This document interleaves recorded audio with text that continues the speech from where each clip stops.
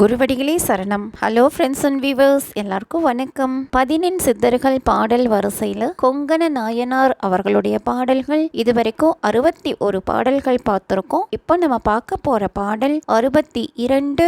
இரண்டு காலால் ஒரு கோபுரமாம் நெடு நாளாய் இருந்தே அமிழ்ந்து போகும். கண்டபோது கோபுரம் இருக்கும் வாளை காணவும் ஒட்டாள் நிலைக்க ஒட்டாள். நெடுநாள் அப்படின்னா நீண்ட காலம், காணவும் ஒட்டாள் அப்படின்னா எளிதில் காட்சி தரமாட்டாள். இரண்டு கால்கள் முதலாக இடைக்கலை பிங்களை நாடி தொடங்கி நெற்றி வரை செல்வதால் இரு காலில் ஒரு கோபுரம் அப்படின்னு சொல்லியிருக்காருங்க.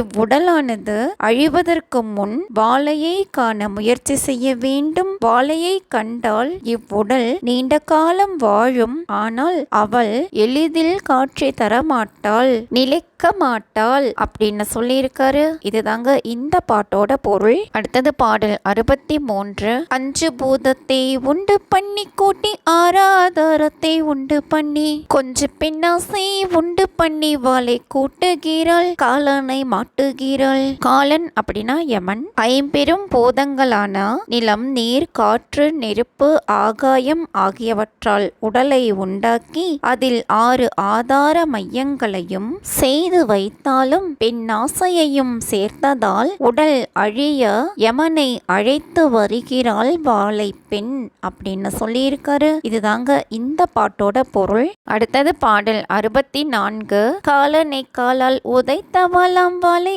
ஆல காலவிடம் உண்டவளாம் மாலாசேகத்தை படைத்தவளாம் இந்த மானுடன் கோட்டை இடித்தவளாம். காலன் அப்படின்னா யமன், ஆலகால விடம் அப்படின்னா மிக கொடிய நஞ்சு, மாலாசேகம் அப்படின்னா அழியாத உலகம், மானுடன் கோட்டை அப்படின்னா மனித உடல். வாளை பெண்ணானவள் யமனை காலால் உதைத்தவள். இவளே சிவபெருமான் போல் ஆலகால விஷம் உண்டவள். உடனே அழியாத பெரிய உலகத்தையும் படைத்து அழியும் மனித உடலையும் இவள் படைத்தாள் அப்படின்னு சொல்லியிருக்காரு. இதுதாங்க இந்த பாட்டோட பொருள். அடுத்தது பாடல் 65. மாதாவாய் வந்தே அமுதம் தந்தாள், மனையாட்டியை வந்து சுகம் கொடுத்தாள், ஆதரவாகிய தந்தையானால் நமக்கு ஆசை கொழுந்தியும் மாமியானாள். மாதா அப்படின்னா தாய், அமுதம் அப்படின்னா பால், மனையாட்டி அப்படின்னா மனைவி. வாளை பெண்ணானவள் தான் தாயாக வந்து பால் கொடுத்தாள், மனைவியாகி உடல் சுகம் கொடுத்தாள்,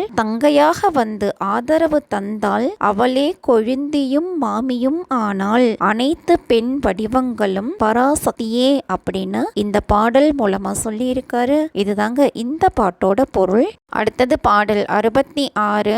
சிரித்து மெல்ல புறம் எரித்தாள், வாளை செங்காட்டு செட்டியை தான் உதைத்தாள், ஒருத்தியாகவே சூரர் தம்மை வென்றாள், ஒற்றையாய் கஞ்சனை கொன்று விட்டாள். செங்காட்டு செட்டி அப்படின்னா யமன், கஞ்சன் அப்படின்னா கம்சன். வாளை பெண் முப்புறத்தை சிரித்தே எரித்தாள், யமனை மார்பில் உதைத்தாள், துர்க்கையாக நின்று தான் ஒருத்தியாகவே அசுரர்களை அழித்தாள், கண்ணனுக்கு முன் யோக மாயையாக பிறந்த கம்சனை அழித்தாள் அப்படின்னு சொல்லியிருக்காரு. இதுதாங்க இந்த பாட்டோட பொருள். என்ன ஃப்ரெண்ட்ஸ், பாடல்களும் விளக்கமும் உங்களுக்கும் தெளிவா புரிஞ்சிருக்கும்னு நினைக்கிறேன். மீண்டும் 67வது பாடல்ல சந்திக்கலாம். தேங்க்யூ.